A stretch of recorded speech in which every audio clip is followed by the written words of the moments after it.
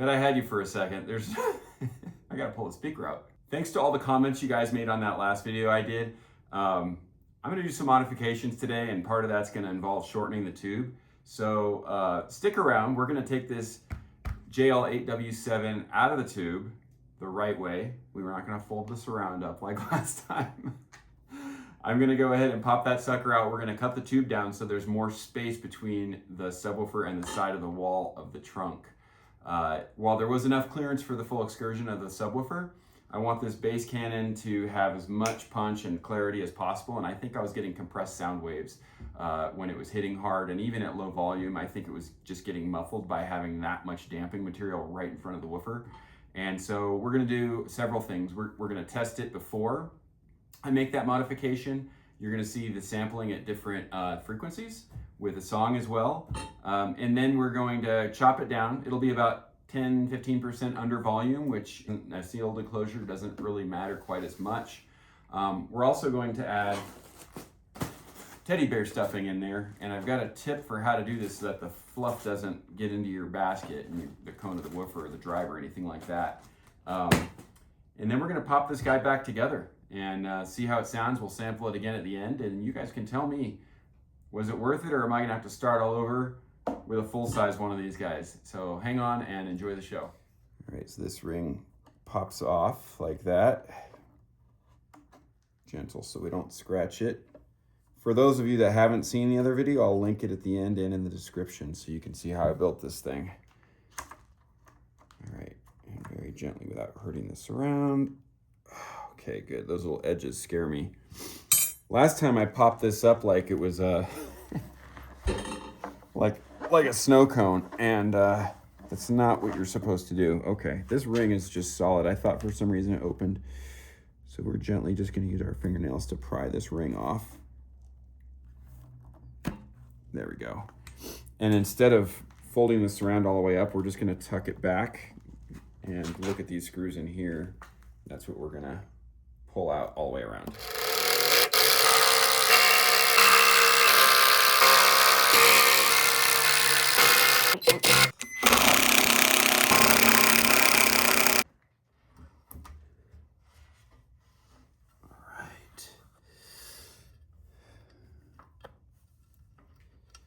Okay, there's the inside of the tube. One of the comments someone said is that they could actually hear that slapping when I did the sound demo.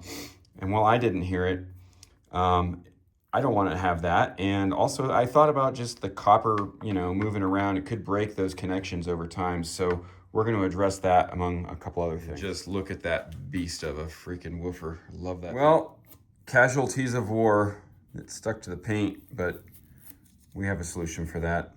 We're going to check this whole cap. All right, before I fully destroy that tube, let's go test it out and see how it measures, and then we'll get on to building. All right, let's do a sample with how it is right now. I've got a spectrum analyzer. This is going to be with the subwoofer the way that I built it on the last video. No damping, all that stuff. Got to get a non-copywritten song here. It's not my choice, guys. I got to do what YouTube requires so I don't get demonetized.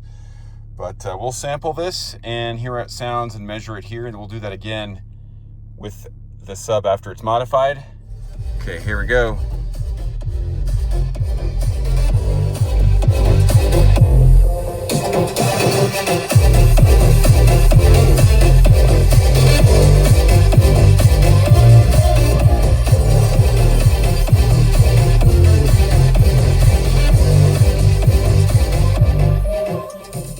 It looked like it was in the lower 40s is where it was really hitting, which sounds great. I mean, don't get me wrong, we definitely have a decent fall off a little bit above that. And I'm curious what this new shape and everything I do in the box does to that slope. We'll see. If you're wondering why I got these on, I'm also going to do a test tone sampling between 25 hertz because that's where it starts to show up. And we'll take that all the way to 110, I think. We'll see. And then we'll just get a sampling, same volume level, just to see how flat that subwoofer picks up the signal and amplifies it across that spectrum. All right, that's the 25 hertz. That's the 30 hertz.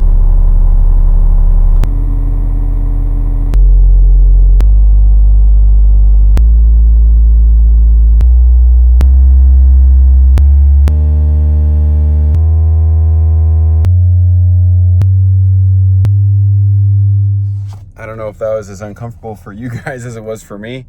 Glad I had the earplugs. I'm not trying to max SPL. I'm just looking for the flatness of the curve. So I also didn't want to blow out my front speakers in the process. So you can see, yeah, we have definitely a higher peak at the low 40s, and it actually held on better up high than I expected.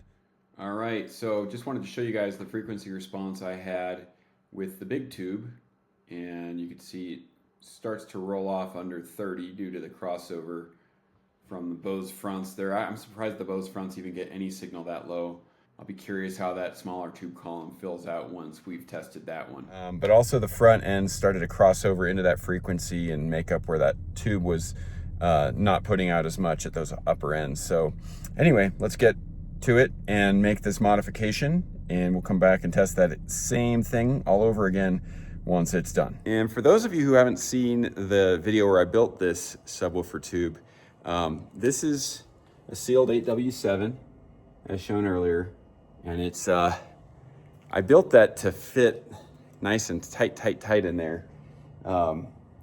Just because it looks nice, and it was also at the maximum end of length I could get before hitting that, the woofer cone into the side of the car while still maintaining proper volume in that tube.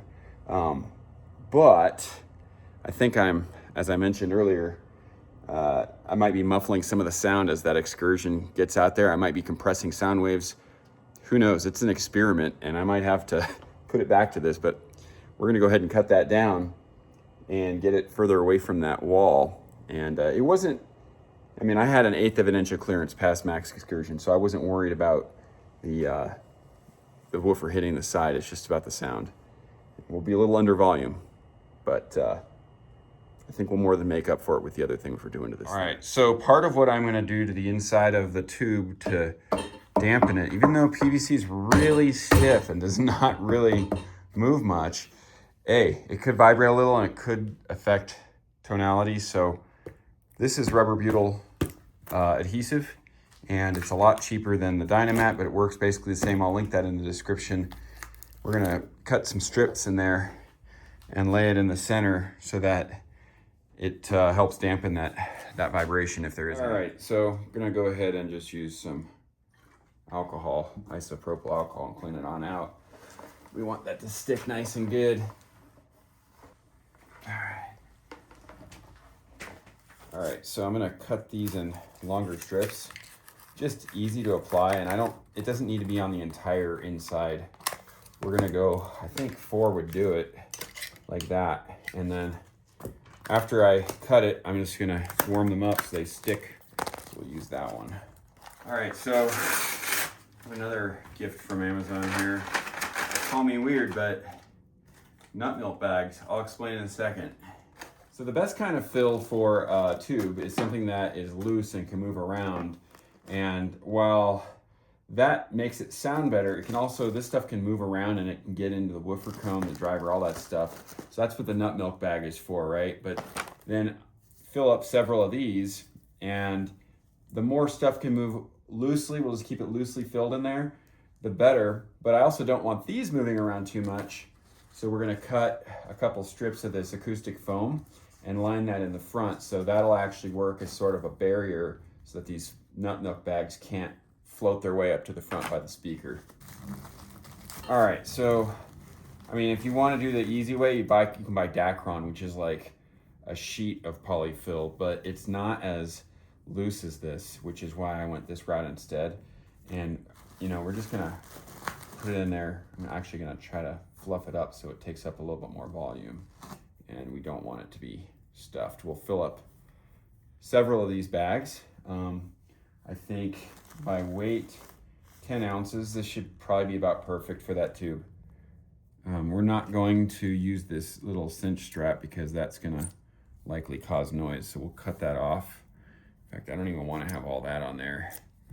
The less of that stuff, the better. We just wanna use that to kind of seal this, and then go like that, and then snippity snip.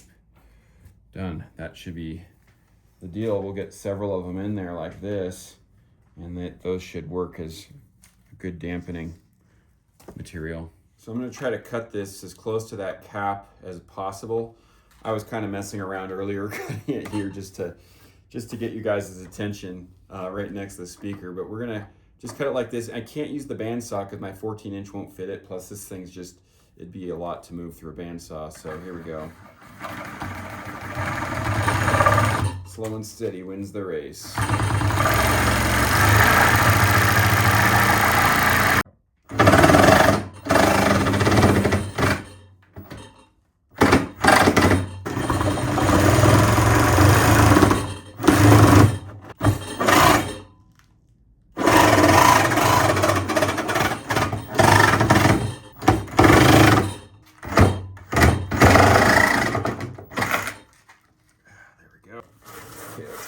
Bird, and if I have to, I'll sand this paint off. I'm going to see what I can do with some acetone and just wipe it off. Ultimately, we need the new cap to bond to plastic again, not to paint.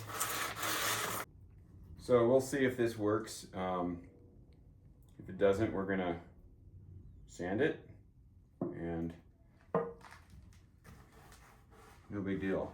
And if I sand it, well, either way, I'm actually going to put it back together with epoxy. That's going to take forever, so I'm just going to sand it. It did start coming off, but I think that's just going to be more work than it's worth. Yeah. Go ahead and sand. All right, so we got this Festool sander with 60 grit. That should get through the paint without gumming up too bad. I just got to make sure it's wider than the cap will cover, and I don't want that scratchiness to cover it. So we're just going to probably do like the bottom 2/3 of this, and like I said, we're going to use PVC epoxy instead of PVC solvent when we put this back together. So that way, if the sander ends up making any sort of weird irregularities in the surface, the epoxy should more than make up and seal that. Also, if you're wondering why I have all this Festool stuff, I had a carpentry business up until a little over a year ago, and moved on, but still love building, so here we go.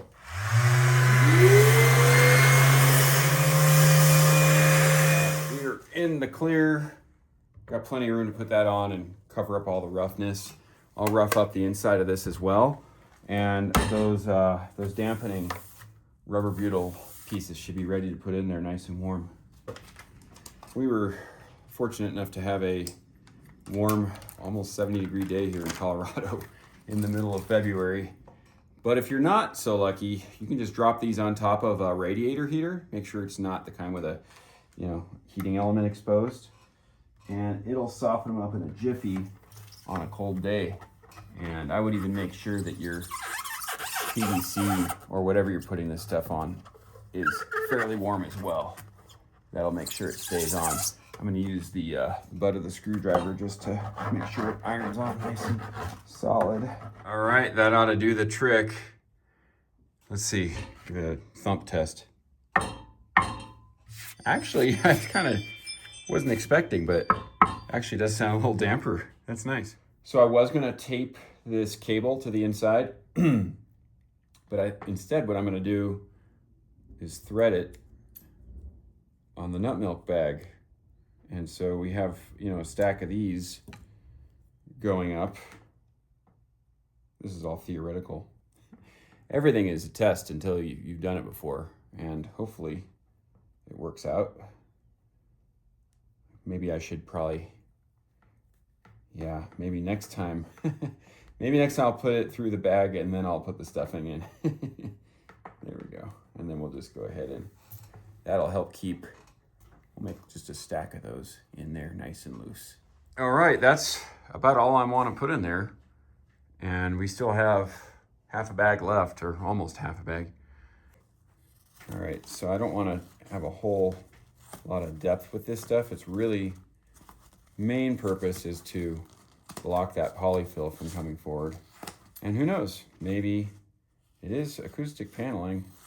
Maybe there will be another benefit to it that I'm not expecting. We will see. I was gonna glue it, but that's gonna hold. The magnet's gonna set right there at 7 inches deep, and that should work beautifully. In fact, what I'm gonna do when I put the speaker in is coil that speaker wire right in there like that. In the first build on this, I use this to template and trace, and you guys can do that, right? You can find center, you can trace it, you can cut with a jigsaw, and then finish with a flush trim router bit, which I didn't use the router bit last time. I used the drum sander and the drill press just because it was easy and fast. But the winning comment on that video for like what I thought was a brilliant idea, RotoZip. All I need to do is set this to half the diameter and whoop, we're gonna do that. Super easy. Doesn't need to be perfectly smooth like a router bit will make it. It just needs to fit right. And if you do make one of these tubes, you only have about 1/8 of an inch of clearance there. So it's, you want to save as much of this material as possible. You know, it's better to be a little snug on there than loose fitting, because then you might have issues with your screws biting. So we're at 6 7/8, which divide by 2, that's 3 7/16. That's what we're gonna set our gauge to here. I'll probably go and just make some marks on top and just make sure it lines up before I set it final. So I don't know if you guys can see that, but there's a molding dimple in the middle. That's our center. Mark it with a spring punch so drill bit doesn't move.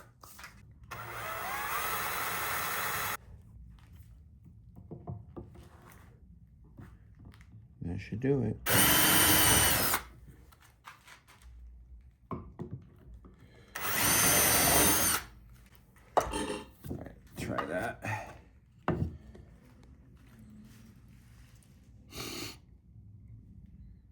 That's a little over. These small holes right here, right on the edge, that should be perfect. There we go. Okay, this is my first time using a RotoZip on PVC, so first time for everything.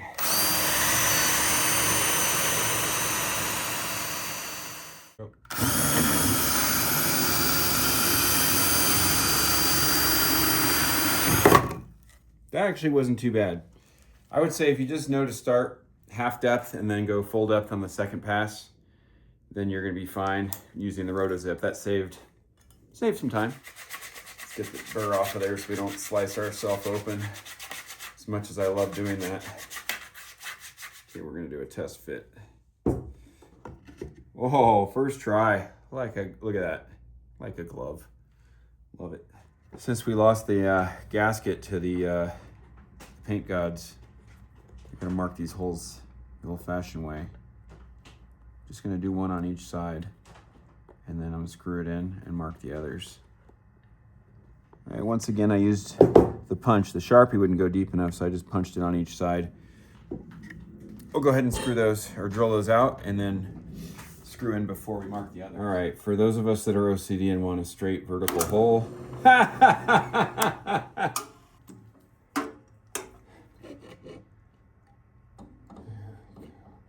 are we? All right, second time's a charm. A bit, but it does the job. All right, so I pre-sunk these screws so that I know the threads exist. And I also don't want to use a hot screw, because with PVC, if you use a hot screw, you could actually just pull the material right out, right? So use a fresh one here. Line it up and get it started. I'm not going to sink it in with this. I'm just going to get it right about there. Okay. Final torque we'll do by hand. I don't know if I showed this on the last one. I might have left the wrong impression, but yeah. I don't even like power tools around my speakers in general, but this would have taken forever by hand, so I got started with my lowest power ratchet and then just finish them by hand. So now we can go ahead and punch out the rest of these. And again, if I still had the cardboard gasket that wasn't like stuck to the paint on my old cap, that would be the better template to use. You could probably take the MDF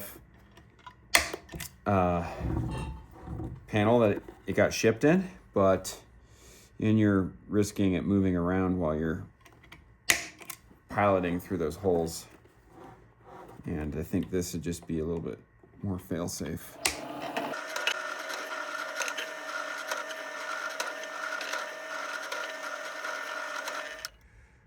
All right, so instead of using solvent, last time I used like a all-in-one product, and man, did I learn a lot from the plumbing community on that one. I used the wrong product. That aisle always confuses the heck out of me. There's always like hundreds of options, it seems like.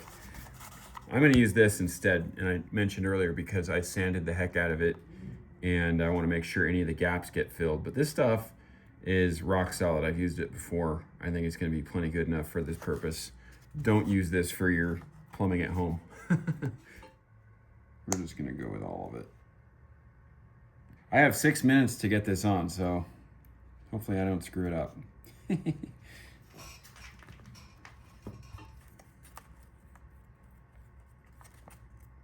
can shut it off. Cheapo chip brush for this. And just get it on the inside here. I'll do the same on both surfaces so that nothing is dry going together. I'm just starting on the middle because this part up here is just gonna be on paint anyway. And I also don't wanna mar up I don't wanna make any gunk come out on the other side of this, on the tube side, so it'll have a cleaner finish this way.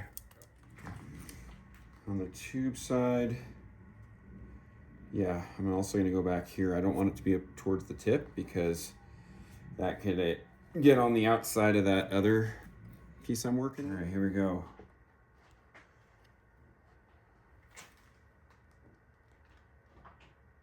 Spagoosh. Oh, for those of you that really want me to do this the right way, a little bit of a quarter turn doesn't hurt. Go. I'm gonna twist up some wire here and we're gonna screw that into the speaker terminal in the back so we can hang this from a tree for painting. And I'll show you guys what I'm using to paint in a second, but as one of the viewers in the last one mentioned wisely, when you paint PVC, you have to prime it with the proper kind of primer. And so I hope I got the right kind. Paint hasn't come off yet, but there are specific types of paint for that. So this primer here, wood, metal, plastic, and more. And I do believe I read the fine print when I had glasses on that PVC was listed. And then the top coat, it doesn't really quite look hammered like this. I thought it was going to, but I do like the finish. There's a lot of cool ideas out there of other finishes like bed liner, and I probably would have done that if I had more time, but I'm working with what I got here, so this will do it.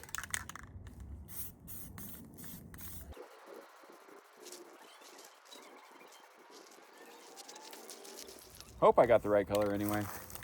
We'll see. Yeah, that's the right color. Sweet.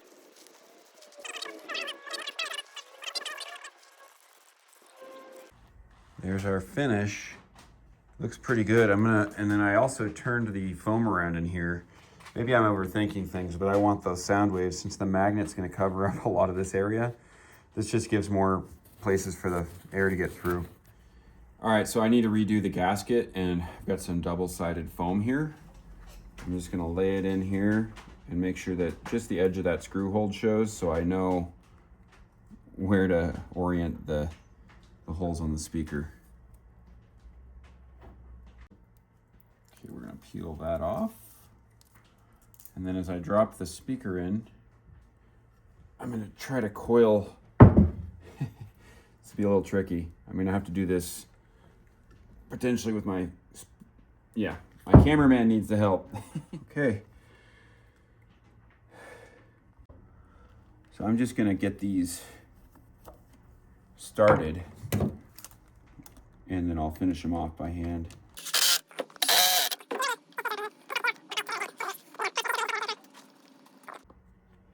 All right, just gently get this ring on. Of course, make sure your surround is pushed all the way down against the back of this. Right, and then let's get this guy over that.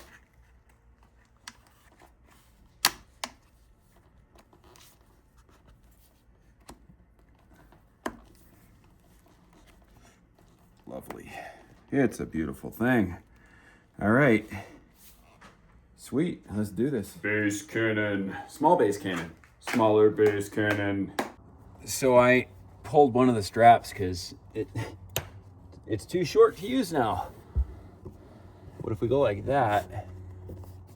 And I wonder if I even need this thing anymore, this foam pad.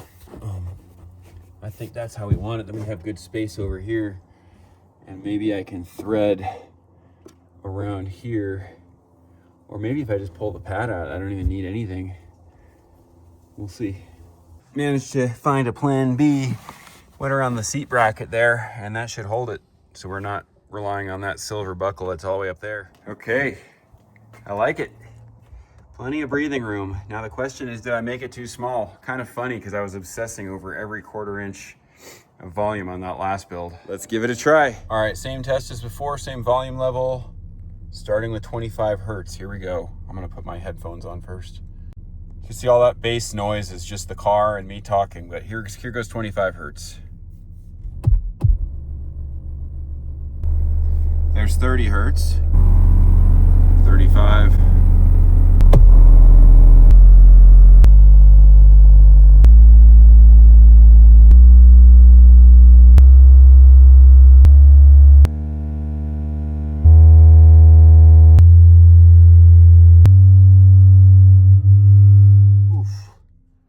Just wanted to show you guys, I compared side by side and dang, it is almost identical. There is a little bit of, that's the big tube, that blue line, slightly deeper at the same volume level between this 35 to 45 hertz range. Then they're identical again.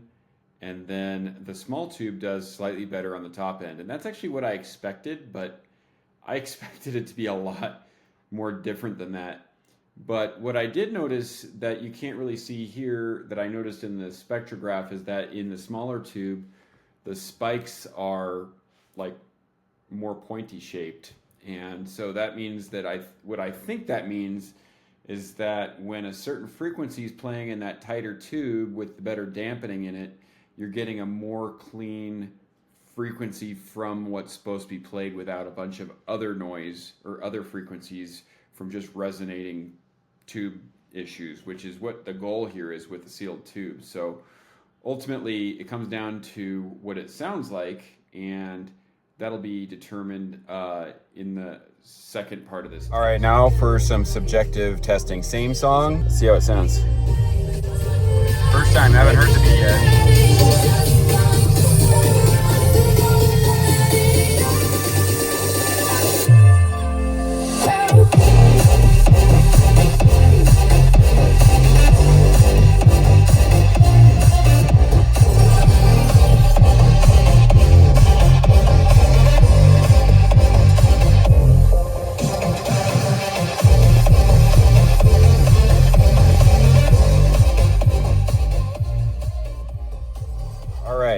I'm not going to say it's any louder, and to be honest with you, I need to listen to music that I normally listen to just to kind of hear the difference in the way it sounds. I think what I'm expecting is that rock music should have more definition to the bass.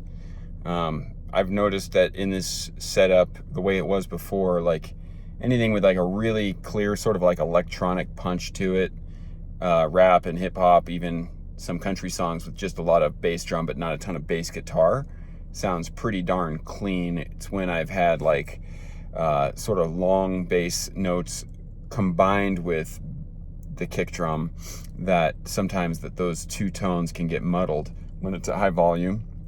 And so I'm going to listen to some stuff. I can't play it on here. Sorry, YouTube will demonetize the video. I'm going to hook up the DSP amp and I'll turn up the levels first and see what happens there. I did run a quick frequency response at lower volume, and we have like a weird, it goes up like this in the 40 to 45 hertz range, and then it drops down pretty quick at 50. And I might just need to balance some of those things out with the DSP. Comes with the territory messing with manufacturer spec for a box. But I will say, the bass does sound even tighter and more defined. So that's what we were going for here.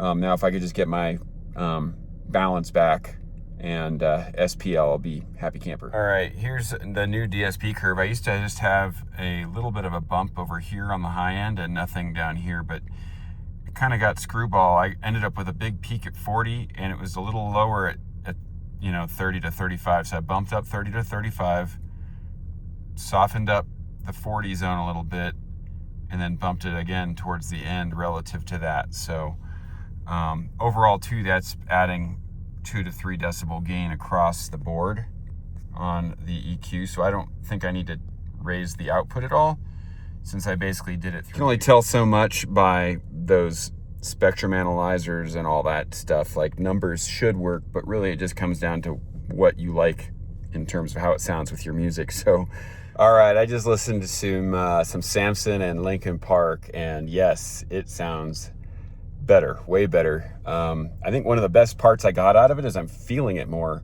which is like half the reason you put a subwoofer in there anyway, right guys?